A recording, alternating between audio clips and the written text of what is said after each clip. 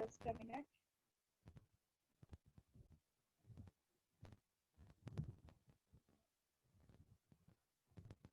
Okay. My voice is breaking. Abhishek, Yes, ma'am. now is it clear? अब ठीक है क्या? Yes, ma'am. नहीं आ रहा है अभी बेटा। आई थिंक नेटवर्क इशू है, बहुत ज्यादा चल रहा है ना। मैंने तो वाईफाई डाटा सब कुछ ऑन कर रखा है।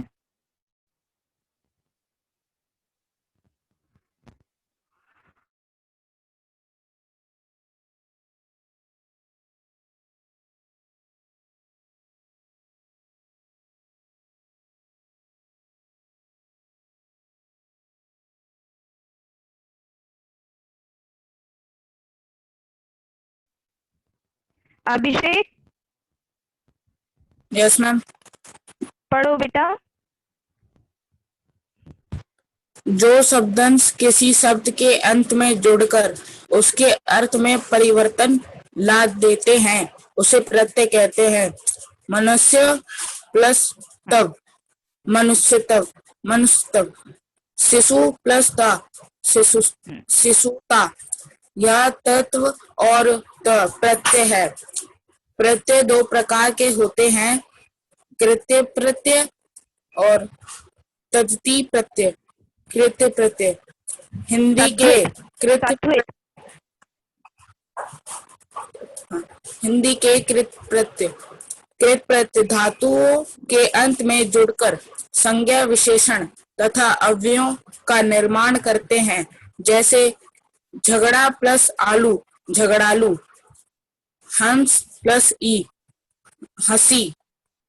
इनका विवेचन निम्नलिखित रूपों में किया जाता है। यस।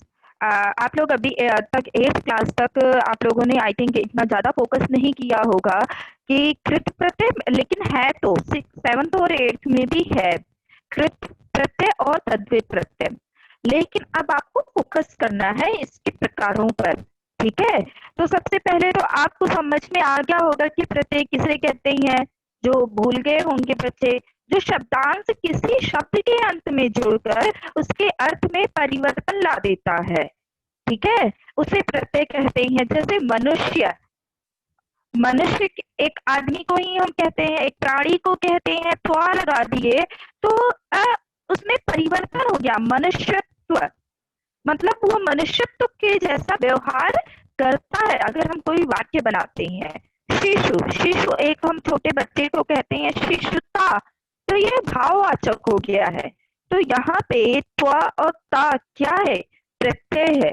अब बात आती है कि प्रत्यय कितने प्रकार के होते हैं। प्रत्यय 2 प्रकार के होते हैं, कृत प्रत्यय और तद्धित प्रत्यय।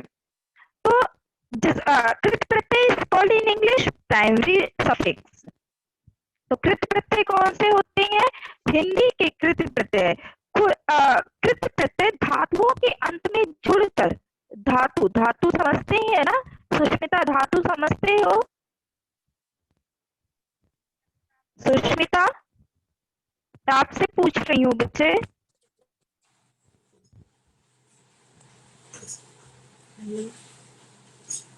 सुष्मिता, धातु समझते हो? No ma'am. नहीं समझते हो, ओके। तो ये अगर आपके पास व्याकरण की बुक होगी, चाहे 9th क्लास की या 8th क्लास या 7th क्लास की, आई होप मेरे ख्याल से होगी किसी आप लोगों के पास पहले की कोई ना कोई बुक, ठीक है। तो उसमें जो क्रिया वाला चैप्टर होता है ना, एक बार उसमें खोल के देखना कि धातु किसे कहते हैं। धातु कहते हैं कि जैसे पठ एक धातु है ना, ठीक है। जैसे लिखना, जिससे क्रिया बनता है, जिस शब्द से क्रिया बनता है उसको धातु कहते हैं। जैसे लिखना क्या है, एक क्रिया है, तो लिख क्या है, धातु है, ठीक है। पढ़ना तो उसका पढ़ हो गया, ठीक है। तो धातु से ही क्रिया बनती है। यहाँ पे क्या कहा गया है कि कृत प्रत्यय के धातुओं के अंत में जुड़कर संज्ञा, विशेषण तथा अव्ययों का निर्माण करते हैं। अव्यय, संज्ञा आपको पता है, विशेषण आपको पता है, अव्यय मैंने आपको पहले भी बताया है कि अव्यय किसे कहते हैं। अव्यय अविकारी शब्द होते हैं जिसमें कोई परिवर्तन नहीं किया जा सकता है। जैसे झगड़, झगड़ एक धातु है, उसमें आलू लगा दिए तो झगड़ालू बन गया है। तो झगड़ालू क्या है? ये संज्ञा बना है कि विशेषण बना है? क्या बना है बेटा? वह बच्चा बहुत ज्यादा झगड़ालू है या वह बहुत झगड़ालू बच्चा है। Very good. तो वेरी गुड सुष्मिता, ये विशेषण बन गया है। और हंस, हंस में ई लगा दिए हैं तो क्या बन गया है? हंसी बना है। तो हंसी क्या है? तुम्हारी हंसी, या तुम बहुत ज्यादा हंसती हो, क्रिया है। या तुम्हारी हंसी बहुत अच्छी है, बहुत सुंदर लगती है। क्रिया। यस, हंसी को हम संज्ञा के रूप में भी प्रयोग करते हैं, हंसी क्रिया के रूप में भी प्रयोग हुआ। ठीक है, तो यहाँ पे कृत प्रत्यय धातुओं के अंत में जुड़कर संज्ञा, विशेषण तथा अव्यय का निर्माण करते हैं, उनको कृत प्रत्यय कहते हैं। और इससे रिलेटेड अब नेक्स्ट पेज पे है।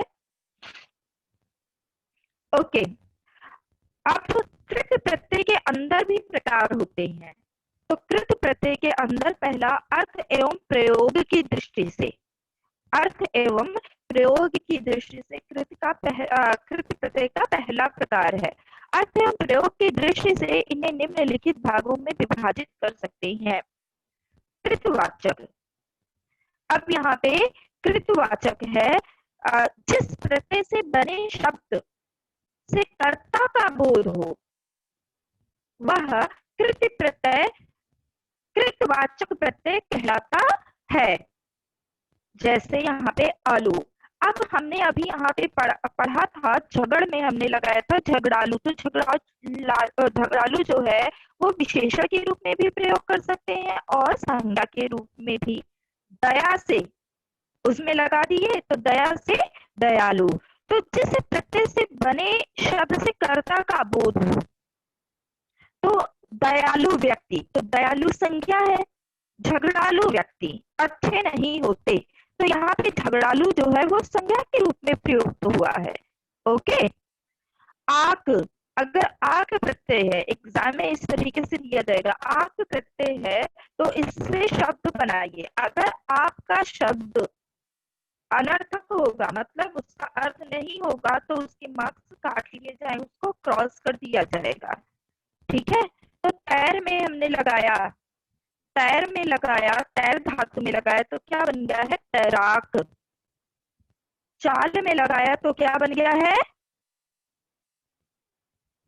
चालाक। सुष्मिता अब आप पढ़िए, यहाँ से आओ।